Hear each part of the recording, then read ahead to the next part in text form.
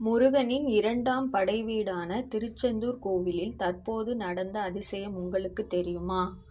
தூத்துக்குடி மாவட்டம் திருச்செந்தூர் சுப்பிரமணிய சுவாமி கோவிலில் ராஜகோபுரத்தில் 9 கும்ப கலசங்களை புதுப்பித்து மீண்டும் பொருத்தும் பணி நடந்தது. இதற்காக கோபுர கலசங்களை கீழே கொண்டு வந்தபோது அதில் வைத்திருந்த வரகு 15 ஆண்டுகளாகியும் அப்படியே இருந்தது. திருச்செந்தூர் கோவிலில் விரைவில் கும்பாபிஷேகம் நடைபெற உள்ளது. அதாவது வரும் ஜூலை மாதம் 7ஆம் தேதி கும்பாபிஷேகம் நடத்த திட்டமிடப்பட்டுள்ளது. இந்த கும்பாபிஷேக விழாவை ஒட்டி கோவிலில் திருப்பணிகள் நடந்து வருகின்றன. இந்த பணிகள் என்பது ரூபாய் 300 கோடி மதிப்பீட்டில் நடந்து வருகிறது. கடந்த 2 ஆண்டுகளாக இந்த பணிகள் நடந்து வருகிறது என்பது குறிப்பிடத்தக்கது. இப்போது 80% பணிகள் முடிவடைந்த நிலையில் இன்னும் 20% பணிகள் பாக்கி உள்ளதாக கோவில் நிர்வாகம் தெரிவித்துள்ளது. இந்த பணியின் ஒரு பகுதியாக கோவிலில் ராஜகோபுரத்தின் மேற்புறம் உள்ள கலசங்களை புதுப்பிக்கும் பணி என்பது நடந்தது. இதற்காக ராஜகோபுரத்தில் உள்ள 9 கலசங்கள் கழற்றி கீழே கொண்டு வரப்பட்டன. அப்போது அந்த கலசங்களில் வைக்கப்பட்டிருந்த வரகு கெட்டுப்போகாமல் அப்படியே இருந்தன.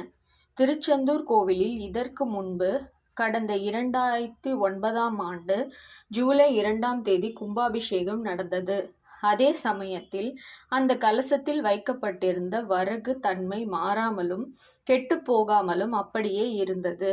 இதனை கேள்விப்பட்டு பக்தர்கள் வியப்படைந்தனர். அதன் பிறகு ஆகம விதிப்படி கோபுர கலசங்களுக்கு பூஜைகள் மேற்கொள்ளப்பட்டது.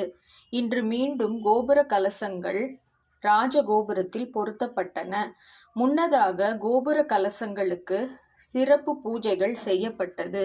9 கோபுர கலசங்களிலும் வரகு வைக்கப்பட்டது.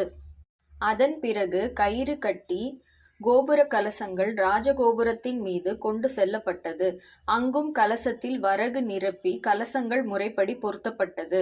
பொதுவாக கோவில் கோபுர கலசங்களில் நவதானியங்கள் வைப்பதன் பின்னணியில் முக்கிய விஷயம் ஒன்று உள்ளதாக பெரியவர்கள் சொல்கின்றனர்.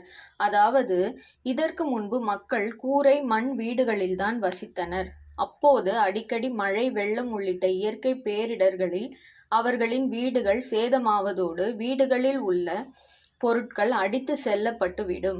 இந்த பேரிடர்களில் இருந்து மக்கள் மீண்டு வந்தால் அவர்களுக்கான உணவுப் பொருட்கள் என்பது இல்லாத நிலை ஏற்பட்டது.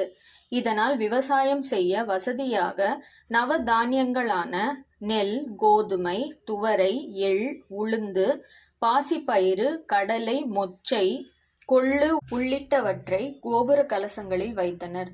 கோவில் கோபுரங்கள் உயரமாக இருப்பதாலும் அதன் உச்சியில் கலசங்கள் இருப்பதாலும் வெள்ளம் உள்ளிட்ட பேரிடர்கள் வந்தாலும் நவதானியங்கள் பாதுகாப்பாக இருக்கும்.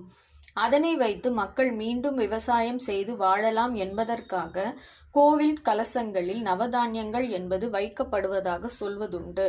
முற்காலத்தில் அதிக அளவில் நவதானியங்கள் கோபுர கலசங்களில் வைக்கப்பட்டது. ஆனால் இப்போது நவதானியங்கள் குறைந்த அளவில் அல்லது வரகு வைக்கப்படுகிறது என்பது இங்கே குறிப்பிடத்தக்கது. நன்றி.